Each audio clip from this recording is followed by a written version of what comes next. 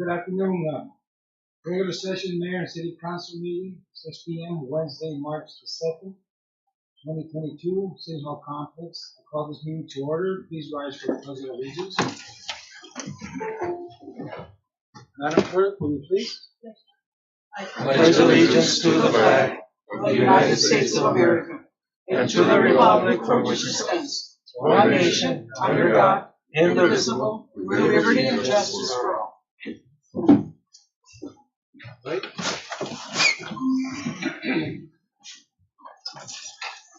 Thank you very much. Call to the public. So we're going to be, we'll start with you, Roy. Yeah, Chief Roy Bermudez. Thank you, Mr. Mayor. Thank you, Mr. Mayor, members of the City Council. Every year, the Nogales Police Department nominates an officer and an employee that goes above and beyond their scope of duty to perform their duties. And in 2021, as we all know, Officer Jeremy Allen Brinton gave his life on May 21st, 2021, while conducting traffic control on the now open flyover 919 and Mariposa. So with that said, I want to present posthumously a plaque to Officer Jeremy Allen Brinton in recognition of his outstanding performance, dedication, and service. Nogales Police Department, signed by myself, Chief of Police. And today, here today with us to present this award and receive this award actually is Officer Brinton's wife, Denise. Denise, you want to come up here?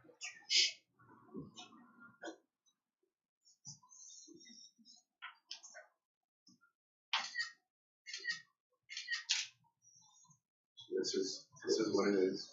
Very nice. Very nice. Yes. Thank you, Chief.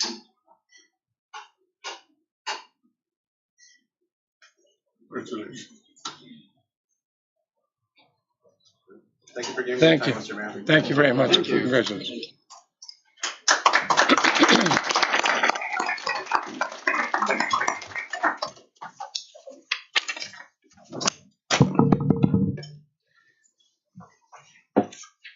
What we're going to be doing, we're going to skip number 4 and number 5, and we're going to go to number 6, presentations.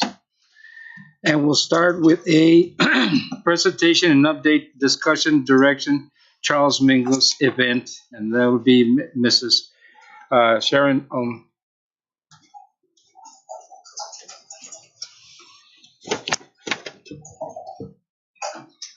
Good evening, Mayor Gallino, council members. Now? Okay. Interim acting city managers and public. As you probably know, Charles Mingus was born in Nogales, son of a Buffalo soldier, and the family moved to Los Angeles shortly thereafter. Santa Cruz Advocates for the Arts, specifically the Mingus Project, has in his honor held 2 things a year: a jazz clinic at the high school for all the county jazz high school and middle school students, and a music festival in April, which is the month of Charles Mingus' birthday. Then we decided to build a memorial. So while we were funding those 2 other events, we started scrimping and saving, and little by little built that memorial. You probably saw the walls standing there by themselves for a while. People wondered what was going up, but it took a lot of funding and creativity, and we finally got it done. AGE Construction, Larry Harvey built the walls. Esquivel Brothers wired it for us. Earth Builders Construction placed the larger pieces of granite on there, but we did a lot of it ourselves. A lot of you passed by and saw us. I know Ms. Montiel came by. It was the first time I ever did that kind of work, but I'm a better person for it. We all learned how to do tile work, and we got it done. So,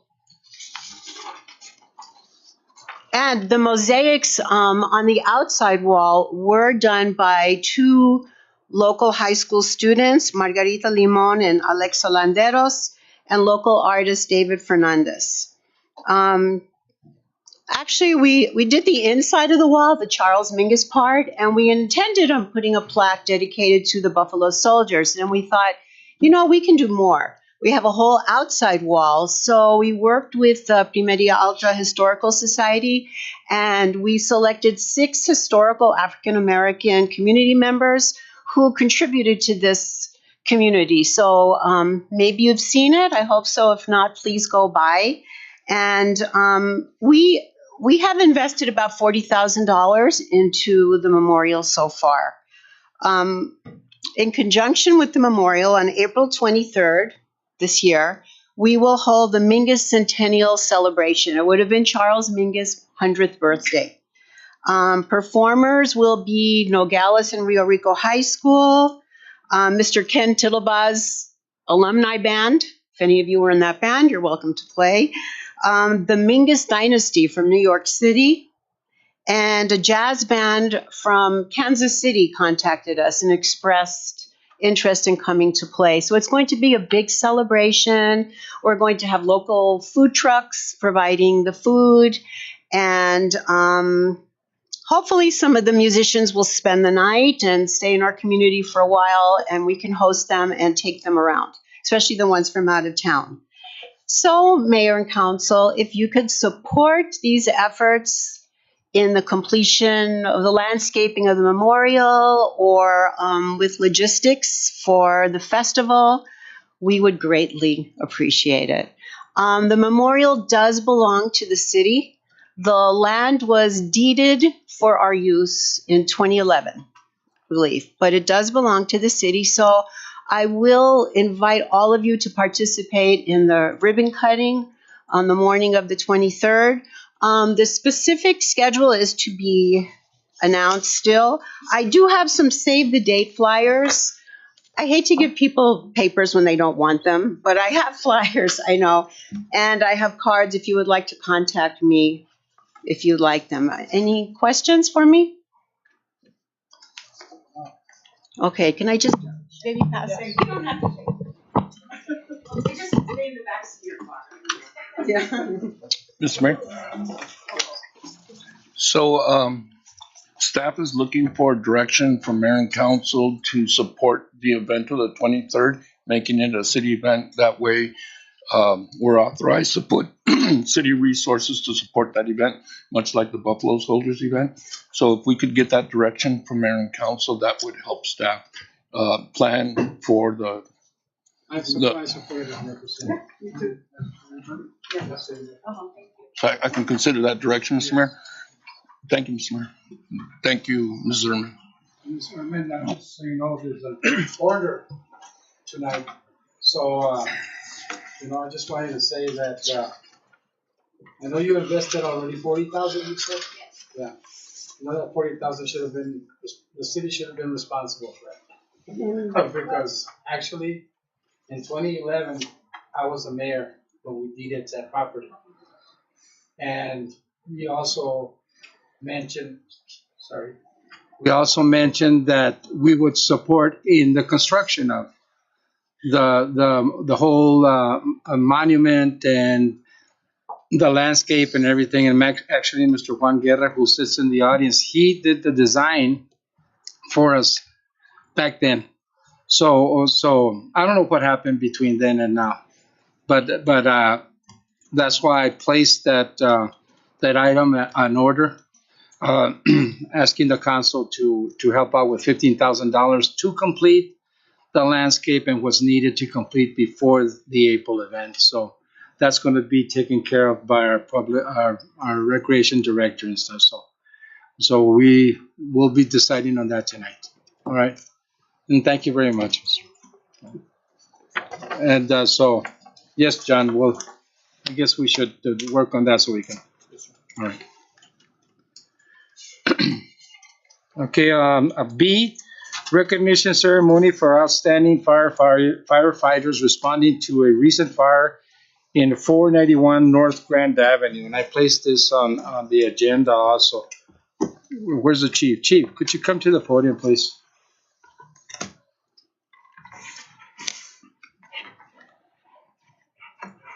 It was brought to my attention that two firefighters that responded to that call went beyond their duties for as firefighters. And so it's only right that the mayor and council recognize that. So, Chief, I will give you these plaques so you can give them to the officers. One of the officers is William Sanchez Jr. He's a fire engineer. And the other one is Angel Tade. He's a fire captain. Are they here right now? They're both here. Could you come forward, please?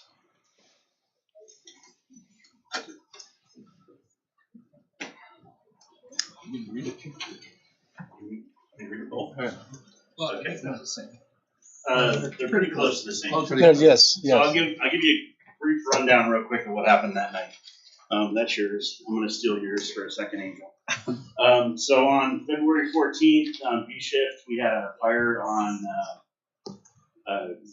Grand Avenue. It progressed really quick from a trailer to a tree to a building. Basically, Angel was the captain. William was the engineer. They were one of the first engines. They both took control of the scene, did a great job. Angel ended up on the east side of the building, stopping the fire from making it into the two-story structure. William here did a great job of taking control of the west side of the scene. For the amount of folks that showed up and the amount of work that was done, they both did an outstanding job on that. And we had, it was very interesting, so I was there for it. And one of the things that we started doing a while ago was doing pre-plans of buildings, going inside, checking it.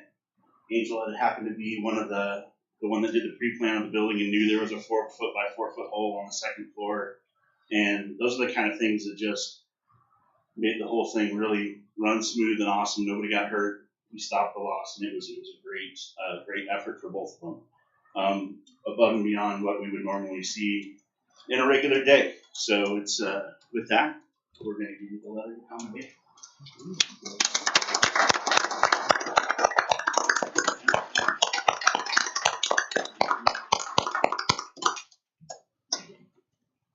I'd just like to say something. So it's a team effort, and the whole V shift should be here. I'm really proud of my coach, and it goes back to the dedication and training we put in. So you guys see V shift, the rest of the department, thank you. Good job. Thank you very much. Thank you.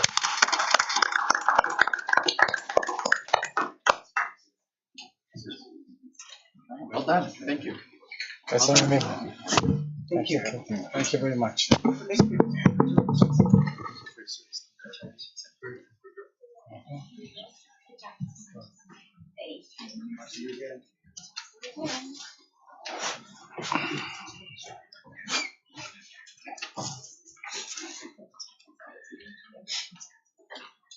Okay, C will be a city webpage update presentation.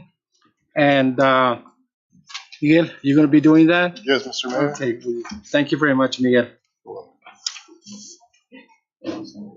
Looking for this. Yeah.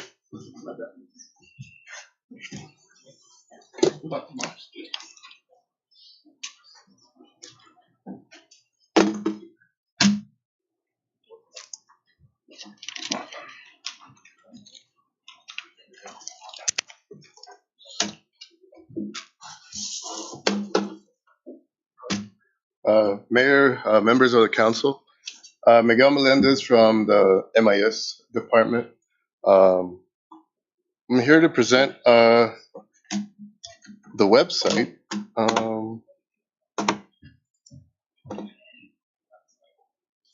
So the website was developed early 2021, January 17th. The prior website was really outdated, and there was a lot of features that we were missing. It didn't accept payments online, didn't allow for any form submissions, digital forms. And once we took over these how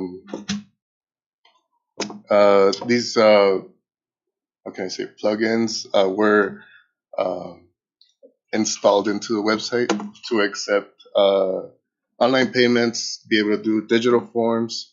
Also, the website features English Spanish translation. So it's a one-click button to be able to translate. So anybody here or Mexico filling out forms, it translates automatically. Another thing, it's ADA compliant.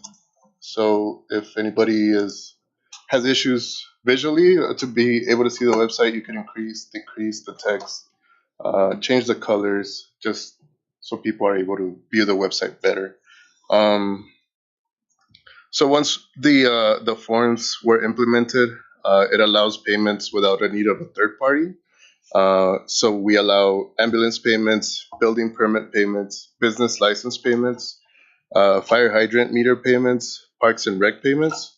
And the new forms that were implemented are, which were very critical during the pandemic as people couldn't come in person. So implementing it to a website was very, very helpful. So police records requests were implemented, job application submission, housing application submissions as well. The website also highlights upcoming events, which there aren't any events upcoming right now, so there's nothing we could see. But we also feature the mayor, priorities, also city programs that are available for the city, like Public 8, Section 8 housing, Coffee with a Cup, library community programs, and low income rate eligibility. Also, stuff that you could do around Nogales, like the walking trails, bowling alley, recreation, sporting events, stuff like that. It also features the elected officials.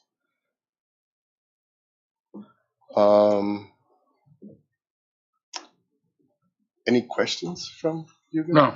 No, I don't know. Does anybody have any questions? No. So, Mayor, just yes, go ahead. one comment here. Do we announce it that people can do this? How would people get Usually to know that we have it out there? We work with having information on Facebook to be able to like submit forms through the website, especially on events that are happening around the city. So Facebook and the website, they're announced. Okay. Also, we have a section here for headlines. So city manager recruitment, search program, anything that could impact the city are also on here.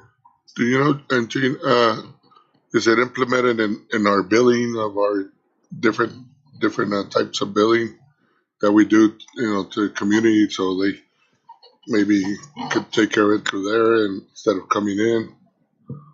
For what type of billing? The web page in being located in their billing receipt or something like that. So water bills. And I think it is because on the bill pay section, there's several bills you could pay, but one of them is the water, sewer, and trash, which is right here.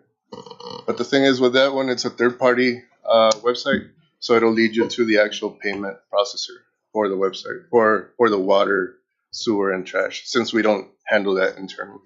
Yeah, just let's try to spread the word. Yes, sir. Yeah, thank you, sir.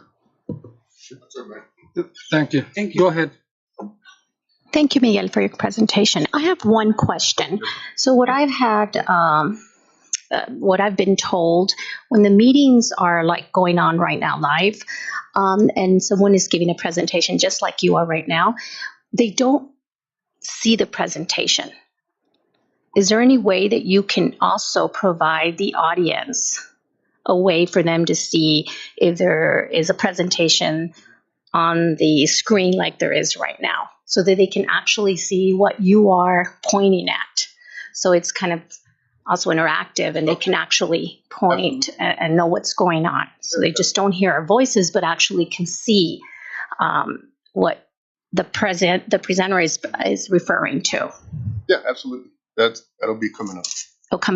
You'll be doing that? Yes, ma'am. Great, thank you. Thank you. Is there anybody else? No? No. Okay. Thank you. Thank you, Mr. Mayor, Miguel. council members. Miguel, with that, Jose, would you please come up here? Is Julian here? Julian?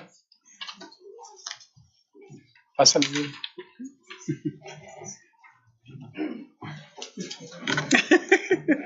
Jose? This is tuya. Julian. Miguel. This is yours. This is also on behalf of the mayor and the city council. Thank you very much for your work and the enhancements you've done to our webpage and all that information that was needed for many years. I'm glad we have it up to date now, and all the work you guys put in. I want to thank you very much for that. I really appreciate it. On behalf of the council.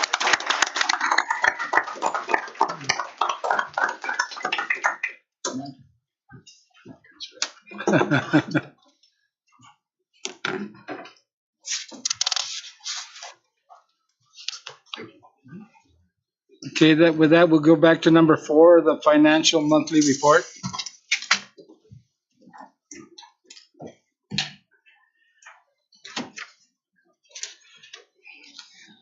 Good evening, Mr. Mayor. Let me ask just one thing. Sure. Before you end the whole report, could you give us a number, comparison number, like I asked you last time, about how much, what's the difference between today's date or this month to last year? Do you have that? Like I did last month for you? Well, kind of, but you only gave me a monthly, didn't you? So what I have now, I don't have compared to last year because I did that last month for you. So I didn't do it again this month, but I can get it for you and I can email it all to you so that I can go back and compare Well, the numbers. give me something that From what I've seen? yeah, Absolutely. let's hope it's a plus. Everything I've seen so far has been a plus, so that's a good thing. All right. Absolutely. All right, thank you. So in front of you, you do have the my memo and the charts, and I did email those out to you, so you should have gotten those on Friday. So tonight we're going to go over the January 2022 numbers. At this point, we're at 58.31% of our budget because we're in our first 7 months. For our revenue, which our general fund revenue, which is Table A, we have brought in $17,867,356. And our expenditures are at $14,821,739. So we're sitting at about 70% of our revenue and about 53% of our expenses at this point. Our shared revenue, which is also on Table A, is higher than last year by $332,127. Now, if you move on to Table B, this is our sales tax, and this is a really good number. In January, we brought in $1,435,308. And at this point, we are $1,260,186 over last year. It does, you'll see where it does look lower than last year, but last month I mentioned that some of the numbers from last year were actually from the month before. They just didn't get recorded. So we really aren't lower than last year for this month. Their numbers just got shifted. So this month was actually very good for January for us. If you move on to Table C, this is by department for the general fund. And we still do have a few departments that are over that 58.31%, but they're getting much closer. So every month they are getting closer to where they should be. A lot of it is still like major purchases that were purchased, and they're just starting to equal out. If you move on to Table D, This is our HERF and our overweight fees. For revenue for the streets, we've collected $1,439,691. And for overweight fees, $158,006. And for the expenses, we have expended out $1,519,999. And for overweight fees, $668,156. And both of those expenses are much lower than where we should be budgeted. If we go on to Table E, this is our sewer fund. For sewer, we have collected $2,041,613, and we have expended out $1,458,621. And our revenues are still over our expenses at this point. If we move on to our water fund, which is Table F, we have collected $2,252,509, and we have our expenditures are $2,897,063. And Table G, which is our sanitation, we have collected $1,660,850 and expended out $1,349,700. Are there any questions on any of that part?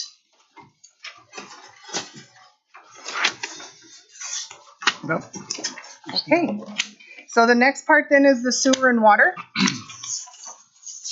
And at this point, we have 6,116 active utility accounts. We have 420 of them that are now on contracts. It went up a little bit from last month to $193,042.32. But a lot of that, we had a few larger accounts that were hanging out, not paying us.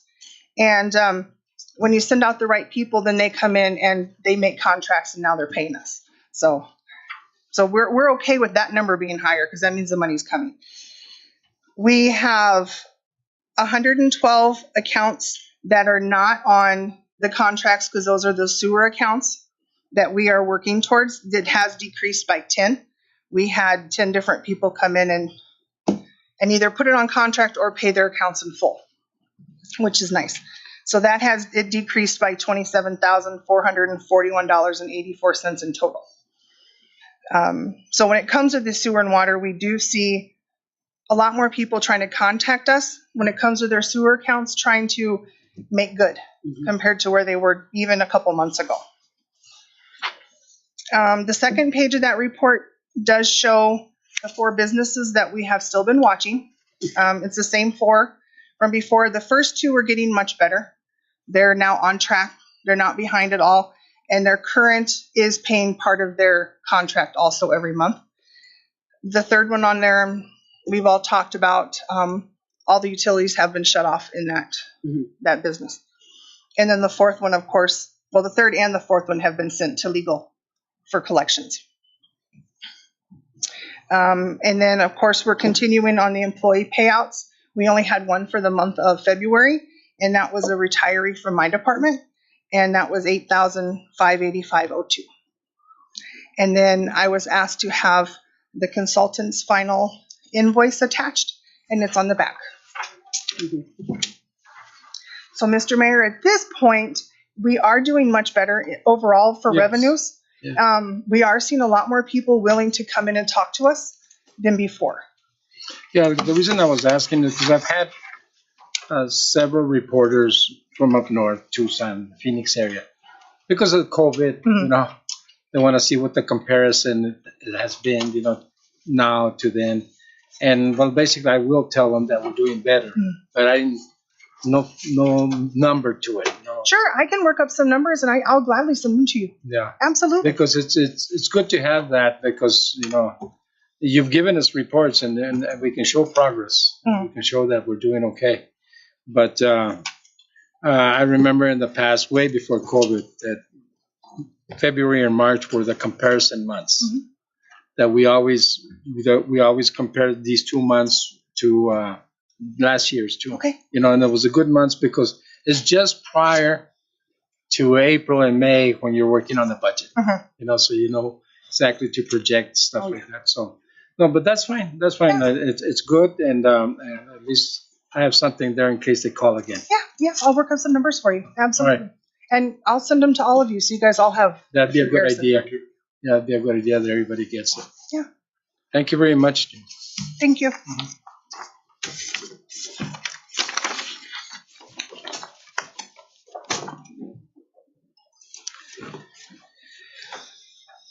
Number 5, reports, update on sale of pension obligation bonds and the next steps.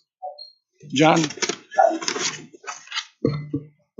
Mr. Mayor, members of council, you see on your screen Michael Vasquez, and he'll bring you up to date on where we are on the sale of the pension obligation bonds and where we go from here. Michael, thank you. You can take it from here. Okay. Good evening, Mayor and Council and staff. Hope everybody is doing well. You may remember when we initially started talking about issuing pension obligation bonds, I communicated that I felt that rates were only going to move up, and if we were going to issue, that we needed to move quickly. As an update, we sold bonds on the 23rd of February, which was a Wednesday, and the following day, Russia invaded Ukraine. I will thank staff very much for a lot of effort, a lot of hustle to put us in a position to do that, along with some sleepless nights, I'm sure, that staff had. But perhaps we did get a little lucky since the invasion of Ukraine. Effective rates have only gone up. So maybe we did get a little lucky. But again, thanks to staff for putting in the effort to put us in that position to sell bonds. At this point, we have locked in our interest rates. The all-in true interest cost for the issue was 3.75%. The annual debt service is $1.25 million, and the bond proceeds that we will be contributing ultimately to fund partially fund your unfunded liability with PSPRS is $16 million. Right now, we are in the closing period, meaning that a lot of legal documents are going back and forth, and everybody's reviewing them. We are set to close the bond issue on the 9th of March, so next Wednesday, at which point, on that day, the city will receive said $16 million. Staff, which includes Mr. Massey, Mr. Kissinger, and Ms. Molman, we have interviewed 115 trust managers, which will be holding the $16 million and investing it, as opposed to giving it directly to PSPRS. The purpose of this is to have a little bit more control on the portfolio of the $16 million. Again, we are interviewing these 115 trust managers, and over the next week or so, we'll make that selection, and we will be going from there. Mr. Massey, is there anything else you would like to add to that, or would you like for me to discuss anything specific? No, I would say I turn it over to the mayor and council. If you all have any questions, this is the opportunity. As you heard, we were very fortunate. We now have the proceeds coming in our direction, and we will apply them appropriately to the outstanding actuarial liability. And what we have in mind is setting up our own what's called Section 115 trust, what Michael mentioned, and that's a particular, it's the way lawyers and accountants talk. It's a particular provision of the IRS code. And once those monies go into the Section 115 trust, they are held just like the word trust means. They're held in trust for the benefit of the pensioners of the two funds. But this way, the city council can decide how and when to withdraw the money. As you're aware, we're going to be paying $1.25 million every year to pay back this $16 million. And so what we can do is we can withdraw $1.25 million from the fund every year. The thing is, it doesn't go into the general fund. It goes into the PSPRS. So every year we get our PSPRS bill, and we're taking 1.25 out of general fund, and we can take 1.25 from this trust and pay it toward the PSPRS, which would otherwise come out of general fund. In other words, one hand washes the other.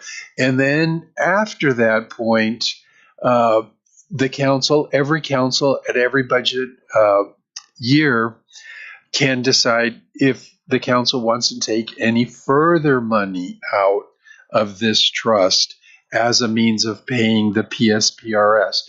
As you saw, the PSPRS yearly debt that we're projecting starts when the 3 million, Michael, and goes up to 4 million every year. Is that right?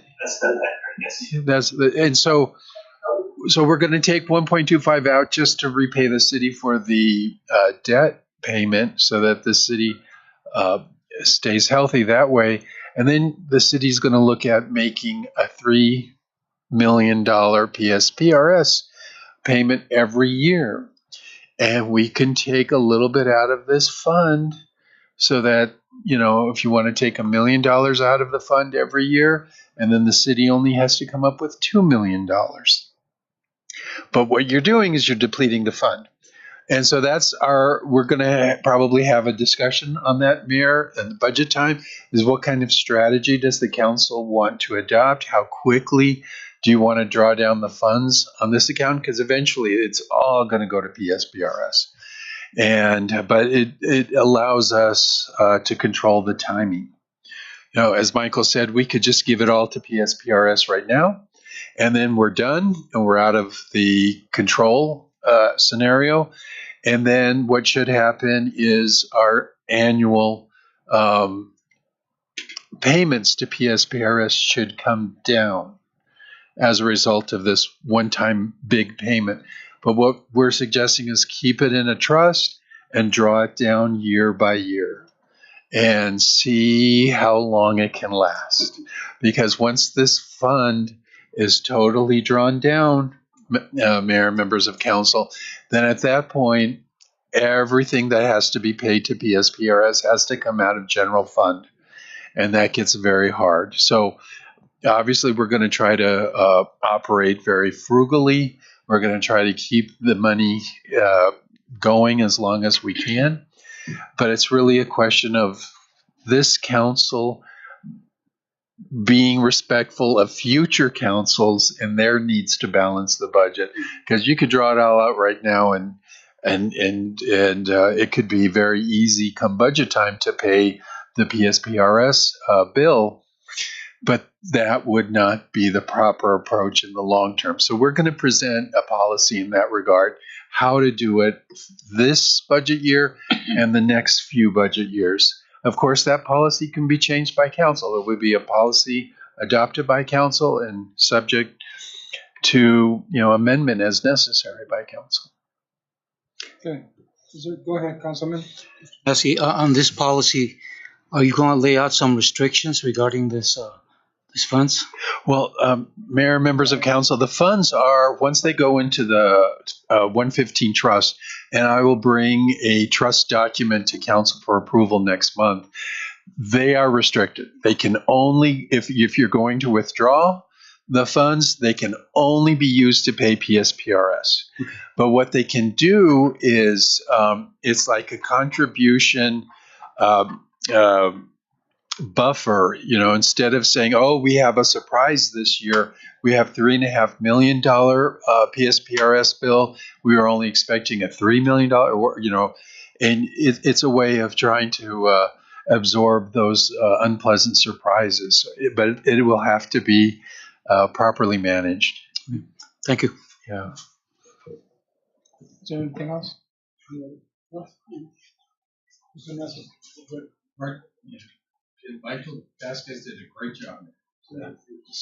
You work very I just want to point out to Mayor and Council that Michael Vasquez spent very many long days making this transaction, many long days. And there was a point, which we don't necessarily need to go into, where it looked like the deal was not going to happen. But and Pat Walker also was very much involved at that stage. So we received her last invoice, but she came through for us on this one. But you know, it looks like timing was right too. I'll take luck, Mayor. It's not a question of I'll take luck over intelligence, and we got lucky on this one. I think timing was good. Thank you very much, Mike. Thank you, Michael. Thank you. You're welcome. Thank you very much. And then to Miss Moman, thank you. She's brought to my attention that I have a caffeine addiction, and she no longer has to bear with me emailing her at 3 o'clock. But anyways, thank you all for the opportunity. Thank you. Now we move to B, reports. Update on Royal Road water lines and any plans for future sidewalks. Mr. Massey? Yes, Mayor. This is a agenda item that was placed on the agenda by Councilman Bojarquez, and I have a brief update on the water lines. The city's engineer contractor, Kimley Horn, has submitted to staff for staff review 30% design plans, and staff has written their comments and returned the plans back to Kimley Horn, and we expect that these plans will be received back from the engineers by the end of the month. And at that point, the process goes to ADEQ. And once ADEQ approves the 30% plans, what we're going to do is to try to speed the construction process along is we're looking at bidding the 30% plans. The engineers will continue to work toward 100% plans, but if we bid them and get a construction contractor also in the picture, then the two of them can be working side by side, and a lot of the work can start before 100% of the plan. So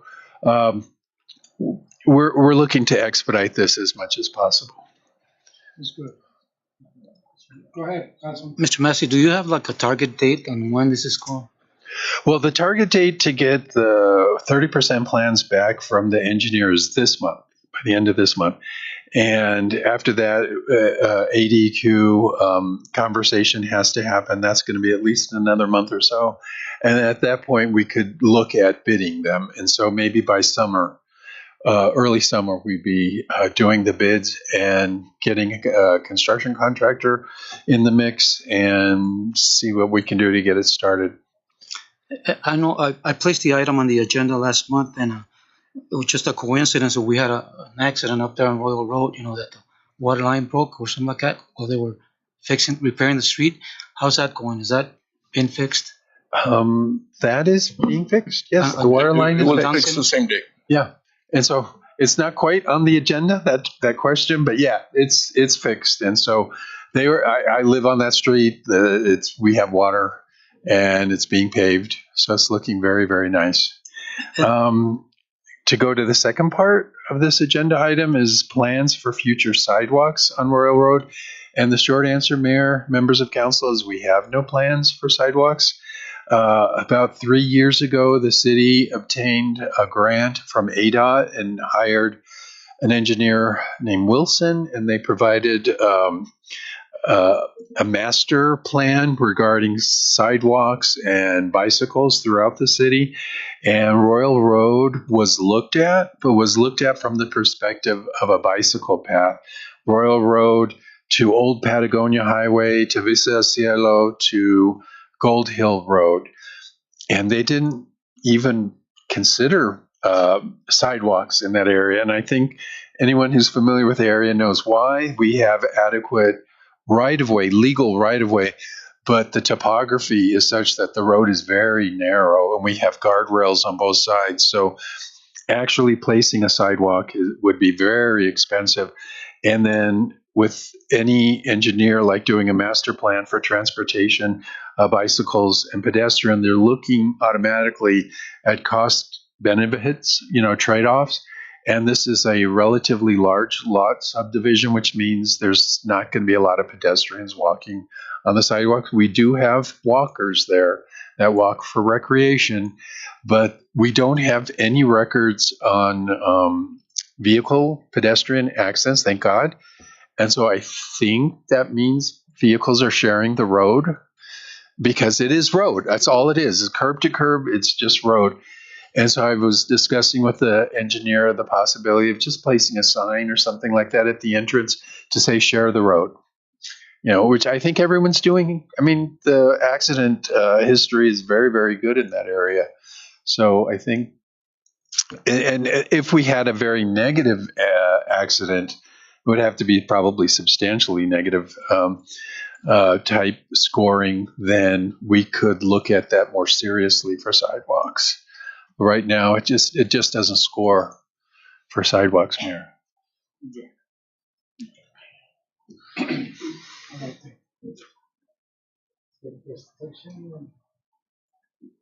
So we'll move to number 7. Discussion item. Discussion possible direction to the city attorney to provide a written legal opinion concerning the rights, responsibilities, and limitations of a city council member, mayor, when interacting with city employees. Mr. Massey? Mr. Mayor, I would suggest to turn the floor over to the councilman who requested to put this on the agenda. Thank you, Mr. Mayor.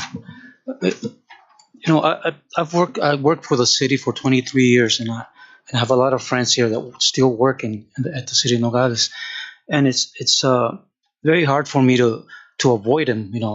I see them everywhere. I see them here at City Hall. I see them at the parks. I see them at the stores.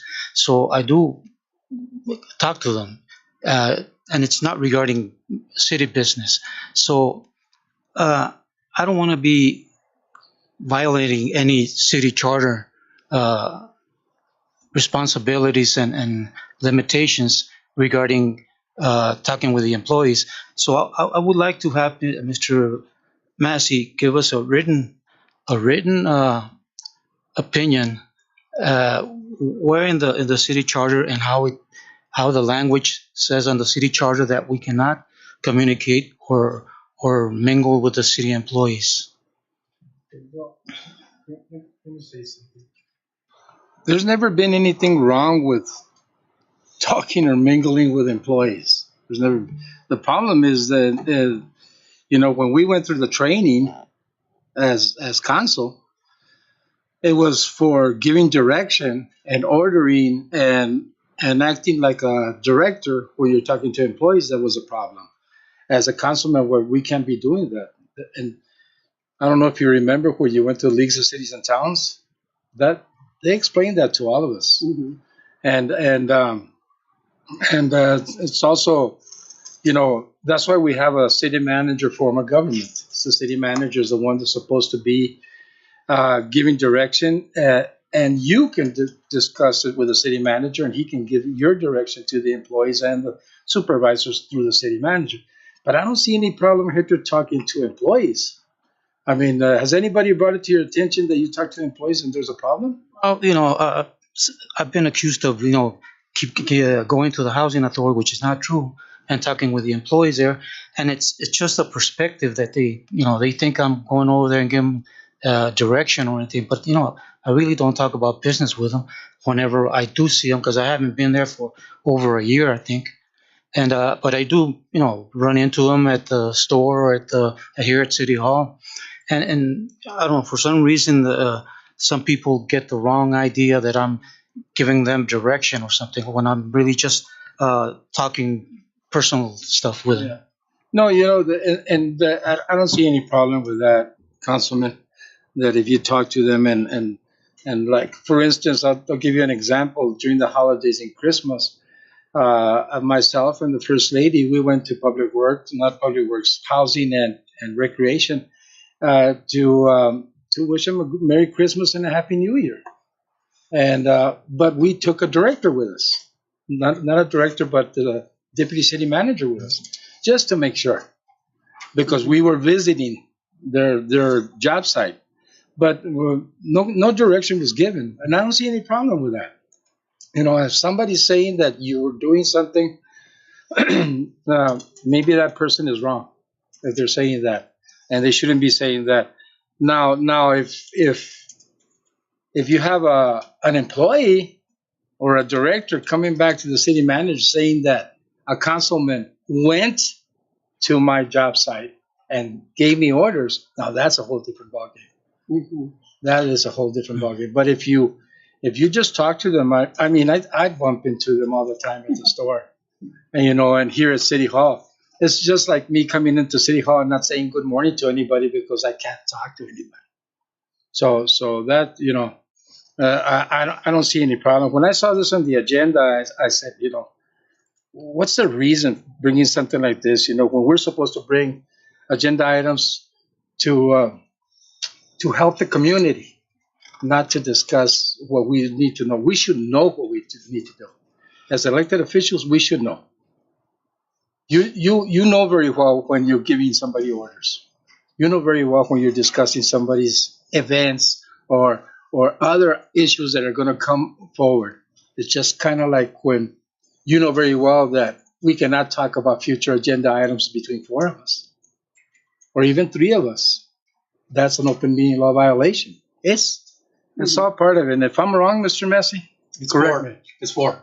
It's four. I appreciate if you only limit yourself to 3. Yes, but it was told to me that even if you talk to 2 and then 2 of them go and pick up a That's phone a serial meeting. and then call somebody else on the same item, it still can follow through. But that's why it's important to know what your limits are as a councilman.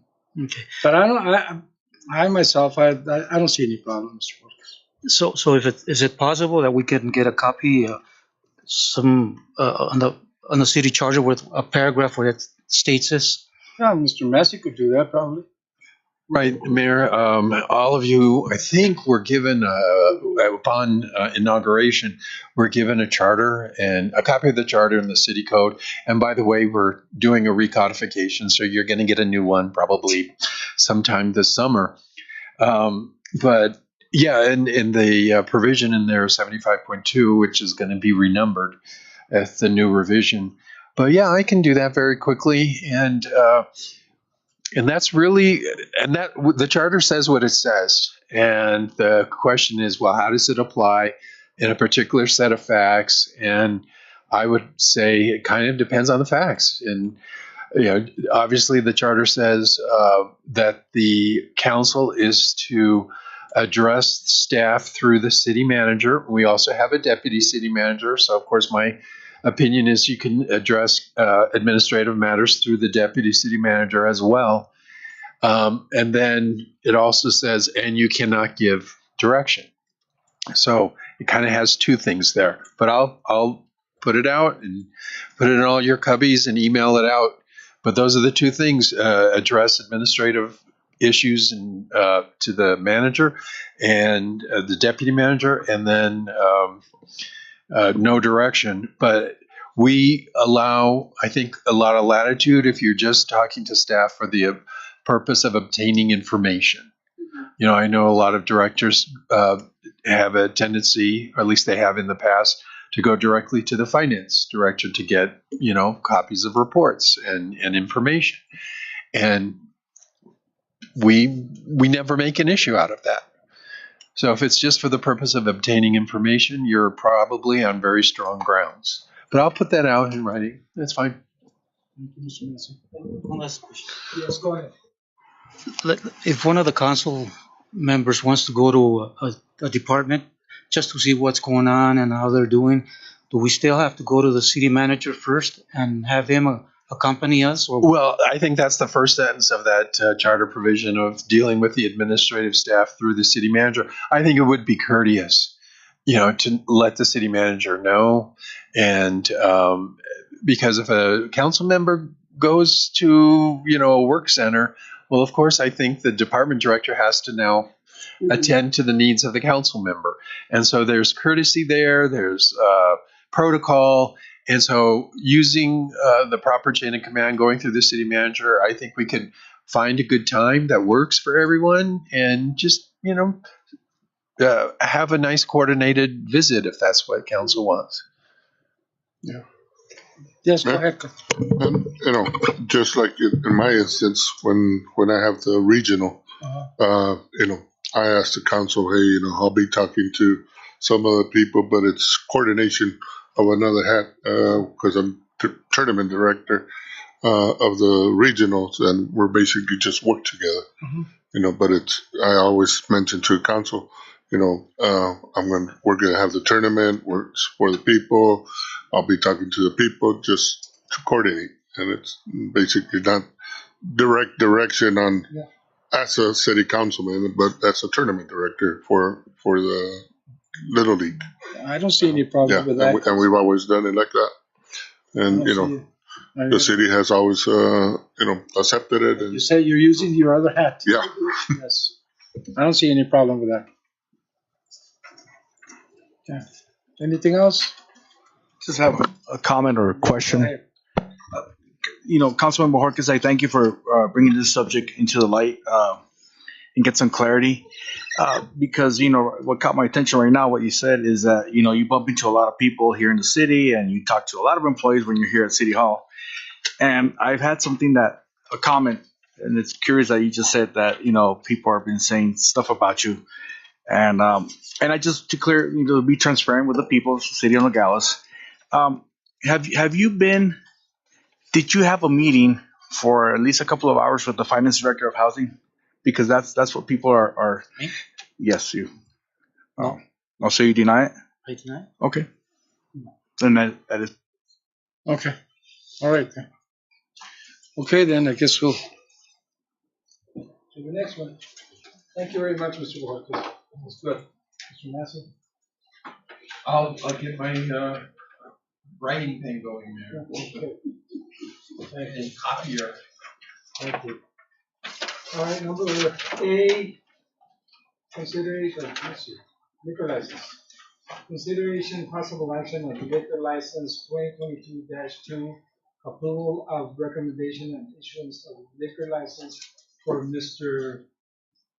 Eliezer Romero for Global Industrial Solutions LLC, 1451 North Industrial Park Drive, Nogales, Arizona, 004 wholesale. Second. Is there any discussion? Or none? Hearing none, all in favor signify by saying aye. Aye. Opposed? The ayes have it. B, consideration possible action on liquor license 2022-3, approval of recommendation of the issuance of a special event liquor license application for Mr. Vicente L. Gonzalez for Cultural Arts Committee for a fundraiser April 30th, 2022. Second. Second. So discussion. Hearing none, all in favor signify by saying aye. Aye. Aye. Opposed? Okay, orders.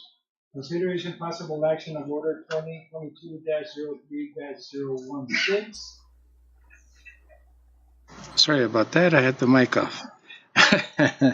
An order of the Council of the City of Nogales, Arizona, approving a contract with Roadrunner Paving and Asphalt for roadway maintenance for various streets in the Monte Carlo subdivision in the City of Nogales.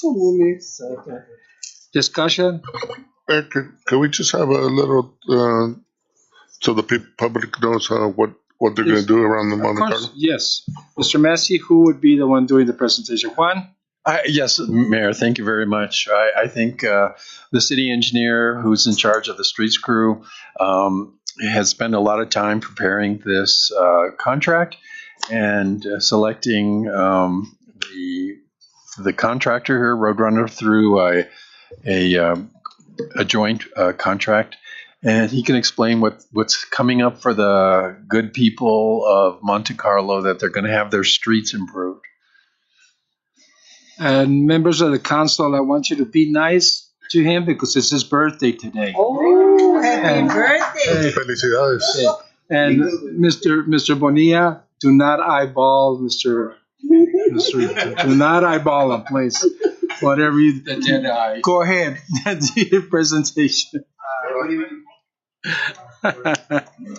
Mr. Mayor and Council, yeah, I'm glad to present this contract to you because I was able to visit the sites with the contractors and select the best option for the roads based on the conditions that they are. At the beginning, when I prepared this budget, was for chip sealing. And she recommended not doing chip sealing because it's more expensive and this material will be doing the same type of work. It's a microsurfacing, it contains a little bit of sand, and at the end will be about 5 years of duration of the work, and will be 50% off according to the budget that we projected last year. So originally we estimated close to 400,000, and this job will be for 200,000. And so the contractor is ready to start doing the work in the next 4 weeks.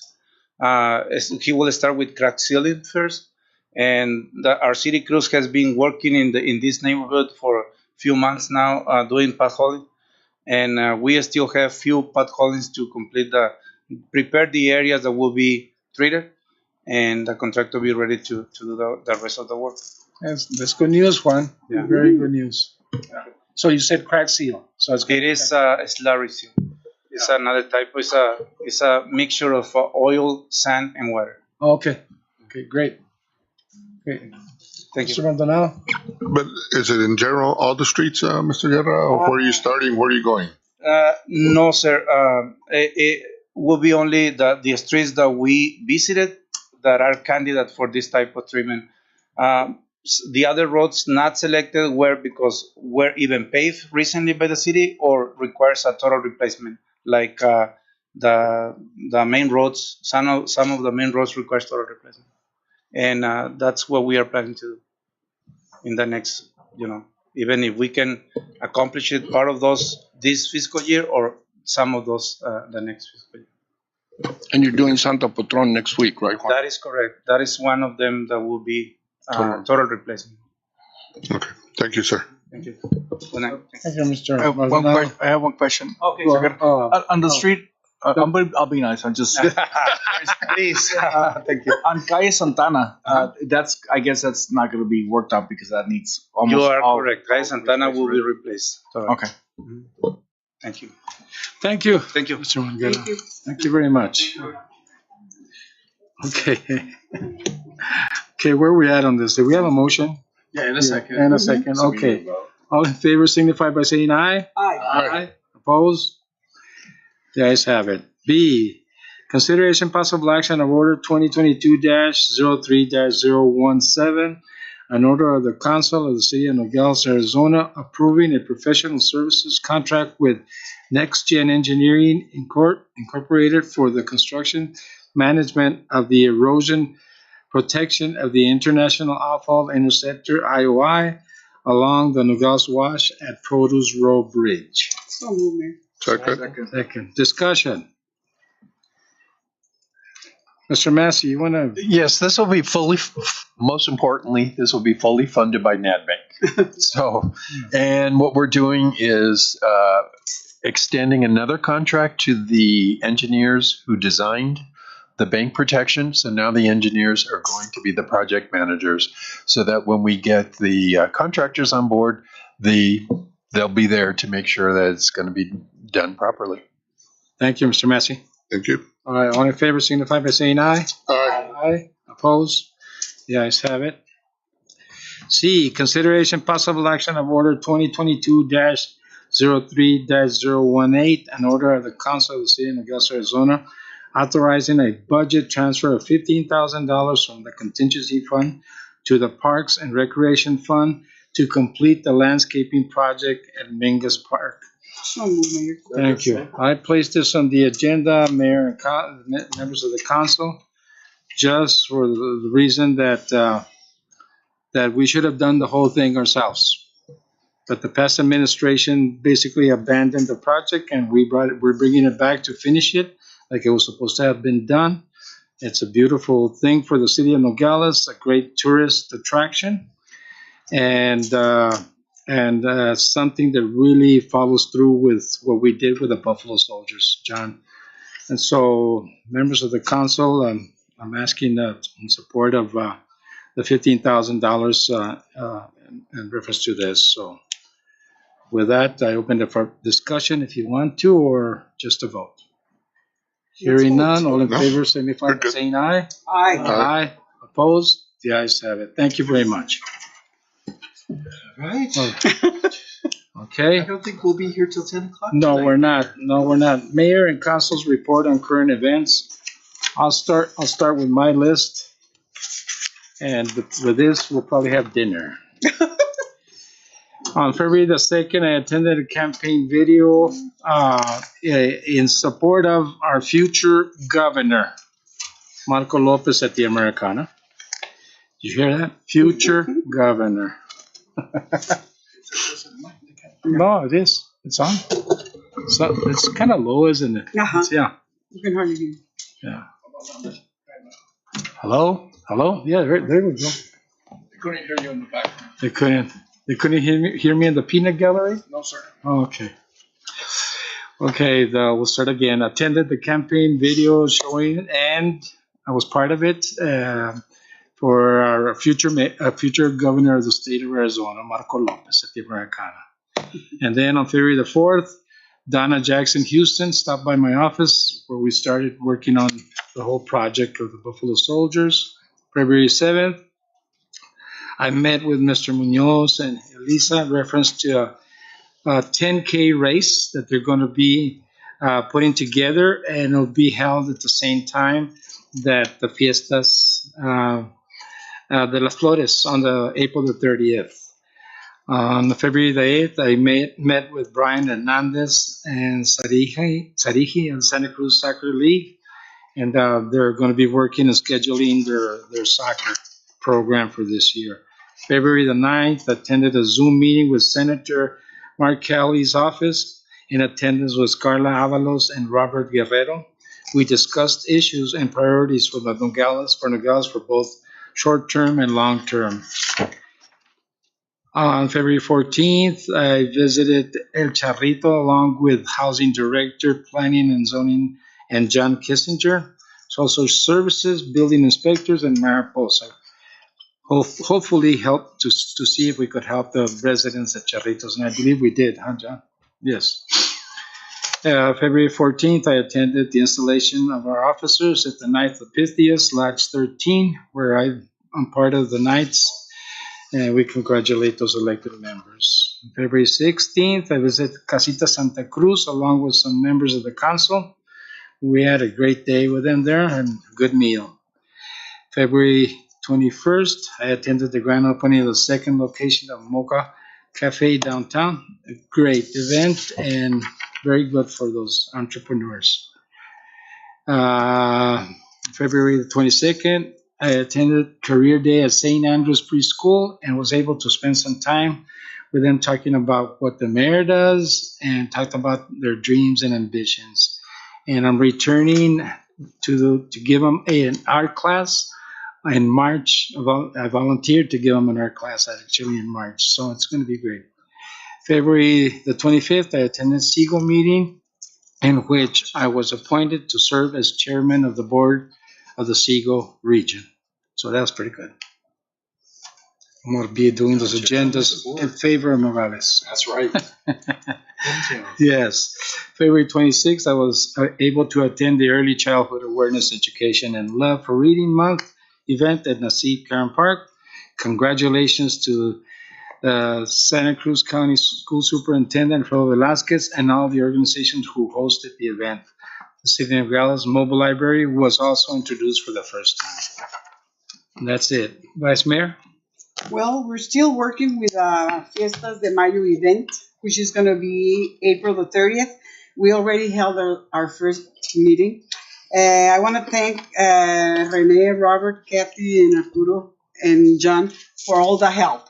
The Consulado is already having the cultural program. It's so many people that want to be involved that I don't know. We said it was going to be till 10 o'clock, but we had to tell people that we cannot extend the program longer than that. So there's a lot of interest in the community to be part of the event, which is very, very good. And thank you, everybody that is helping us. That's all. Thank you. Councilman Diaz? Good evening, everyone. I also attended the Knights of Pythias installation of officers this past month. And I also went to the Casita Santa Cruz and visited and had a meal with the old folks there and talked with them. It was very nice to be out there with the older generation and being able to be there with them. On February 26th, I also went to the Early Childhood Development Awareness sponsored by Santa Cruz County. Our mobile library was there, and a lot of people from the U of A was there, so the U of A Cooperative. And that was a good event. It was very nice to see the little kids enjoying all the little animals they had there and getting books, free books from the mobile library, and doing coloring on a big table with a big, I guess, a big paper they could write on. So it was very nice. Even the mayor was there coloring butterflies and stuff with a little boy there. So that was pretty nice to see that interaction with the little kids and the grown-ups. Thank you. That's all I got. Thank you. Councilman Menard? Thank you. I attended a breakfast invited by the Chamber of Commerce, also dealing with the early childhood presentation, and it was a very unique thing, because they talked about how early childhood starts at home with parents, and I stood up and said, we have the same problem in baseball. The kids are getting to Little League and they don't have any knowledge of the game. Same thing with the school. So we conceded on the same thing. And but it was a very nice breakfast. Went on February 16th, had a state and district meeting with Little League, approving and basically putting the dates on this year's regional tournament for July 20th through the 28th. It's a done deal. We will host the regional. Only thing pending is that how many teams or who will come and all that, which is pending. February 23rd, we had a very nice surprise. This year is Nogales Little League 50th year of operation, of charting with Little League. We had a nice little plaques and certificates sent from with a signed letter from the president, CEO of Little League Baseball and Williamsport that we'll present at our opening ceremony on the 26th of March, excuse me. And basically, we're doing a little program with the Diamondbacks, trying to get all the kids that register ticket to a Diamondbacks game. We think it was picked April 24th. So hopefully all the kids or most of the kids can join the league in the 50th year celebration at a game with the Diamondbacks. If the games proceed and we don't have no more cancellation, as Major League is going through issues. But that's all I got, Mayor. Thank you. Thank you very much, Councilman. Councilman I also attended with Mayor Garino and the staff of City of Nogales, El Charrito building. I'm glad that we were able to help these people that were displaced. Also, I've been visiting a lot of owner-operator restaurants on trying to help them how to maximize their staff and trying to help them out reducing their food costs, labor costs, and how they operate their restaurants. Eventually, I am going to bring in some people here to City of Nogales, and they're going to be giving some clinics to these owner-operators so that they can learn, how to be corporate minded instead of having a little mom and pop. But I've been helping them a little bit. But there's only so much I can do. But I've been hearing the concerns that they have, and I've talked to Mr. Kissinger and Mr. Massey already, and I'll keep working for those people. Councilmember Hopkins. Much 2 days ago, I went with Mr. Kissinger to Meadow Hills to Paloluro. He took me on a little tour, and we just looked at the building and some of the possibilities, or maybe future investment in that property. And we talked about the pros and cons, and that's all I have. Thank you. Councilmember. I just have one quick report, and I'm very elated actually with the collaboration with the Nogales, Rio Rico, Tubac, and Sonora Elgin fire departments. They're conducting a regional EMT fire training academy consisting of 18 students. So kudos to the fire departments here in the Santa Cruz County. That's what true leadership looks like in collaboration. I'm very proud of these dedicated firefighters, and I don't want to, great article by the way, Angela, but I do want to thank Jose Higuera and Christian Renteria, Chris Cruz, and Ben Guerrero, and the entire staff at these departments for their dedication, their hard work, their grit, and the service they give to the citizens of Santa Cruz County. Once again, thank you to all of them. And great article, incidentally. Thank you very much. Future agenda items. One. Go ahead. An update on Techea Park. Mr. Massey and Mr. Kissinger. Thank you. Yes. You have anything? Oh. Sonia? Nothing? You have anything? No? Mayor? Vice Mayor? No. No. Did you have something?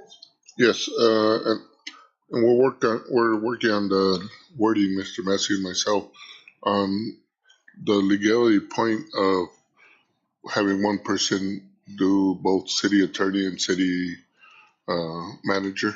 An outside point of view, because we do get asked, and I just want to make sure we're on doing the right thing. Mayor and members of council, this was a topic that Mr. Maldonado, Councilman Maldonado, and I have been emailing back and forth on, and it would have been on this agenda today, Mayor, except I never heard back what was the precise language that Councilman wants on the agenda.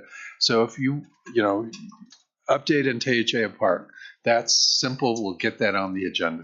But if you're saying, I want blah, blah, blah, blah, blah, or whatever, tell me what is the exact language you want on the agenda, and we'll put it on the agenda. Yeah. Okay. Okay. Do you bring it to him in writing? Yeah. I'll send it by email. All right. Thank you. And Vice Mayor? Nothing? I don't have anything else. Record. Motion to adjourn? Second. Second. All fair to signify by saying aye. Aye. Aye.